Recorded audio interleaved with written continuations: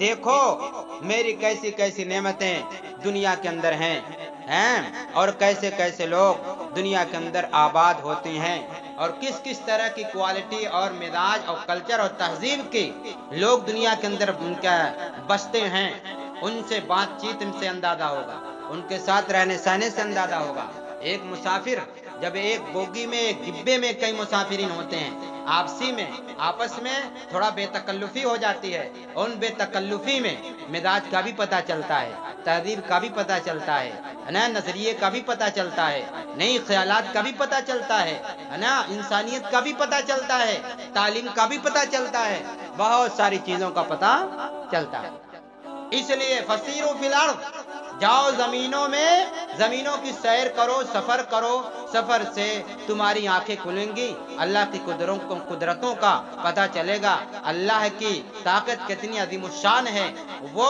ان سفر حضر سے تم کو بہت ساری چیزیں سمجھنے کی اور سمجھانے کا موقع ملے گا، ہے نا۔ اللہ کے نبی صلی اللہ علیہ وسلم جب کسی ایسی بستی سے گزرتے جہاں سے پر اللہ کا عذاب نازل ہو چکا ہوتا ہے نا، جیسے قوم لوط کی بستیوں سے جب گزرتے تھے تو بہت تیزی سے گزر جایا کرتے تھے، بہت تیزی سے کیوں گزرتے تھے؟ پناہ مانگتے ہوئے گزرتے تھے۔ اس میں ہم امتیوں کو تعلیم ہے، جب غلط جگہوں سے آدمی گزرنا ہو جائے، غلط بستیوں سے گزرنا ہو تو آدمی ان غلط جگہوں سے، غلط بستیوں سے بہت تیزی سے گزرے، کہیں ایسا نہ ہو کہ اسی غلطی کا، اسی عذاب کا جو بستی پر نازل ہونے والا ہے کہیں اس پر بھی نہ ہو جائے، اس لیے بہت تیزی سے غلط جگہوں سے آدمی اپنے آپ کو بچائے۔ اللہ تعالیٰ نے قرآن مقدس میں کیا کہا ہے؟ والعصر ان الانسان لفی خسر، ہے نا، الا الذین آمنوا وعملوا الصالحات وتواصوا بالحق وتواصوا بالصبر۔ اس آیت میں اللہ تعالیٰ نے کیا فرمایا؟ زمانے کی قسم کھائی ہے، اور زمانے کی قسم کھا کر لوگوں کو توجہ دلائی ہے۔ اللہ تعالیٰ کو زمانے کی قسم کھانے کی کوئی ضرورت نہیں ہے، لیکن ہم کو اور آپ کو یعنی انسانوں کو سمجھانے کے لیے اللہ تعالیٰ نے زمانے کی قسم کھائی کہ زمانے کی قسم سارے کے سارے انسان خسارے میں ہیں، نقصان میں ہیں، خرابی میں ہیں، مگر وہ جو ایمان لائے، نیک اعمال کیے، وہ خسارے میں، نقصان میں نہیں ہے۔ ایمان خسارے کا ذریعہ نہیں ہے، ایمان کامیابی کا، نجات کا راستہ ہے۔ اس نجات کے راستے پر جو بھی آ جائے گا اور اس ایمان کے مطابق نیک عمل کرے گا، حق بات کی تاکید کرے گا، وصیت کرے گا، ہے نا، اور اس پر جو دقتیں، پریشانیاں، حیرانیاں آئیں گے، ان حیرانیوں پریشانیوں کو وہ کیا کرے گا، ہے نا، برداشت کرے گا، تو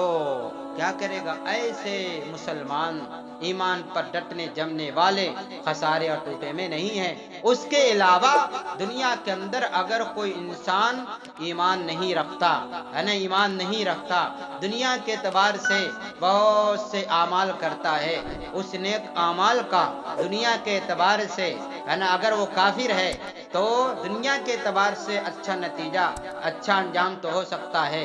لیکن اس اچھائی کا، سچائی کا، دیانتداری کا، ہے نا، اس کا بدلہ اللہ دنیا میں دے سکتا ہے، لیکن عدم ایمان کی وجہ سے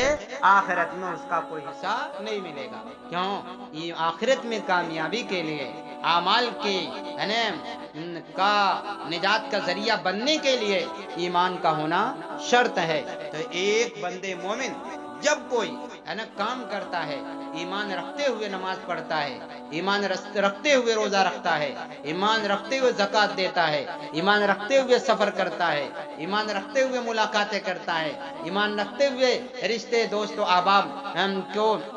سے بہتر تعلقات اپناتا ہے، ایمان رکھتے ہوئے بیماروں کی عیادت کرتا ہے، ان کی مداد پرسی کرتا ہے، اور ایمان رکھتے ہوئے غریبوں کی مدد کرتا ہے، ایمان رکھتے ہوئے پڑوسیوں کا خیال رکھتا ہے، ایمان رکھتے ہوئے اور دیگر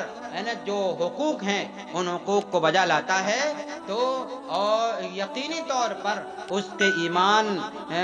کی وجہ سے اس کا جو بھی اس طرح کا عمل ہوتا ہے، اللہ کے نزدیک جہاں دنیا میں اللہ تعالیٰ ان چیزوں کا بہترین اجر دیتا ہے، بہترین بدلہ دیتا ہے، ایسی آخرت میں ان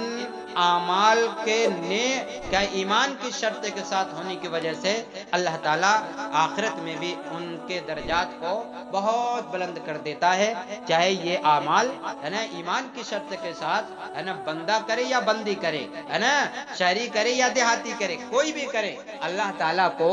یہ عمل بہت ہی محبوب اور پسند ہو جاتا ہے، اس لیے کہ جو اعمال کیے گئے ایمان کی شرط کے ساتھ، ایمانی تقاضے کے ساتھ کیے گئے ہیں، اللہ تعالیٰ کو جیسا کیا ہے، اللہ تعالیٰ جیسا چاہتا ہے اس کے مطابق اس بندے بندی نے کیا تو اللہ تعالیٰ اس مومن اور مومنہ کے ان اعمال کو ہے نا بہت اچھی طرح قبول فرما دیتا ہے۔ ظاہر سی بات ہے اعمال ایمان کی اخلاص کی شرط کے ساتھ اللہ کے نزدیک بہت قبولیت کے درجے تک پہنچتے ہیں۔ حدیث مشہور ہے انما الاعمال بالنیات، اعمال کا ہے کیا ثواب نیتوں پر موقوف ہے، اعمال نیتیں اچھی ہوتی ہیں تو اعمال پر ثواب ہوتا ہے، اور اگر نیتیں نہیں ہوتی عمل تو ہو جاتا ہے لیکن عمل پر کوئی ثواب مرتب نہیں ہوتا،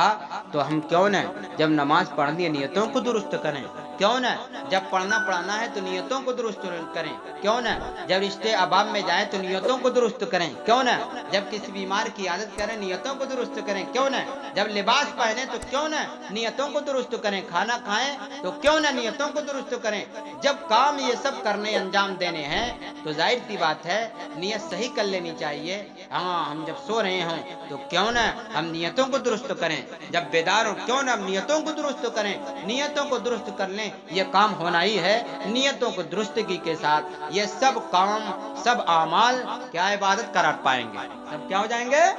عبادت قرار پائیں گے۔ تو اعمال نیتوں کی درستگی کے ساتھ وزندار ہو جاتے ہیں اور اللہ تعالیٰ کے نزدیک قبولیت والے ہو جاتے ہیں۔ وما علینا الا البلاغ۔